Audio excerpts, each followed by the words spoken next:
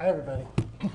You guys are actually in for a bit of a treat because I'm going to tell you all about the future of social media. So I don't know what other panels were going on right now, but you guys are really lucky you came to this one. So just really quickly, my name is Saul Colt. I'm the head of magic for a company called Zoocasa.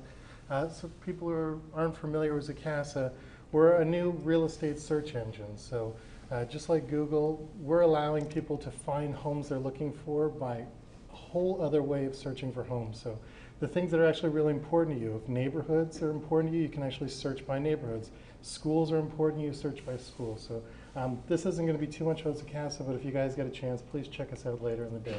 So the future of social media, or social media at all, was actually, the concept was developed back in 1975. I don't know if you guys are familiar with Jamie Summers, but Jamie Summers was a woman who, in 1975, she decided to go skydiving, and she jumped out of the plane. Her chute didn't open. She had a horrible, accident, and luckily, the government stepped in. They helped her, and her true story is actually the basis for the TV show, The Bionic Woman. So, are you guys familiar with that? Okay, well, bear with me. This might not make sense now, but I guarantee you at dinner time tonight, this is going to hit you like a ton of bricks, and you guys are going to be like, wow, this guy knew what he was talking about. So the concept of the Bionic Woman was, Jamie Summers, she had this horrible accident. The government, they were going to make her bionic. So what did they give her? They gave her one bionic leg, one bionic arm, and one bionic ear. Okay, not to be confused with the $6 million man, which got one bionic leg, one bionic arm, and the bionic eye. She got the ear. And if you really think about it, having one bionic leg makes no sense because you'd be running in a circle, but it was 1975 and people weren't thinking that way. So with her bionic ear, that's exactly the way we all are in social media right now. Because of the tools available to us, we all have a bionic ear.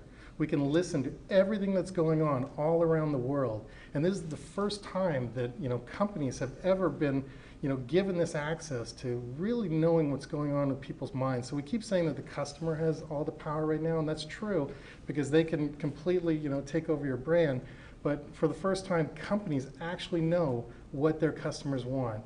And if social media, forget about everything else you've learned about it, it's the world's greatest customer service tool, and that's how you should use it. So again, going back to my friend, Jamie Summers, she had a bionic ear that she could hear anything going on, but if you remember, it only worked when she pulled her hair back, okay? So again, this all makes sense because we all have a bionic ear, but how many of us are really pulling our hair back to use it? How many of us are taking advantage of what's going on and actually putting these things into play? So what exactly you do once you pull your hair back? The obvious one is listen, okay?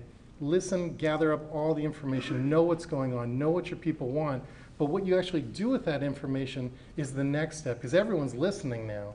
It's the people who are sitting on their hands and are just listening, they're doing only half the work.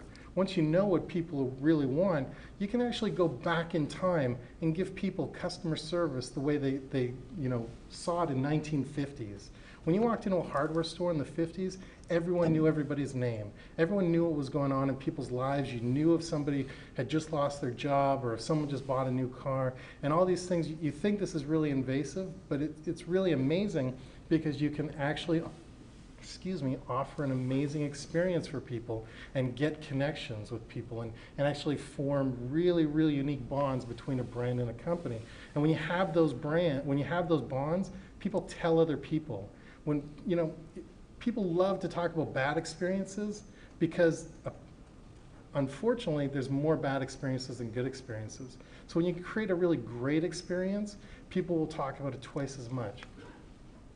So basically, just to wrap up, the future of social media is really nothing more than finally having the tools to know exactly what your customers want. And once you actually know what they want, you want to give them a little bit of the 4 E's. I used to work for a company called FreshBooks, and the CEO of FreshBooks developed the 4 E's. They were execute on extraordinary experiences every day. If you can actually do that for your customers, it's an amazing thing because you'll have customers for life. So again, I said it might not make sense right away, but hopefully it did make sense for you guys, and I hope you enjoyed this. Thank you. Thank you.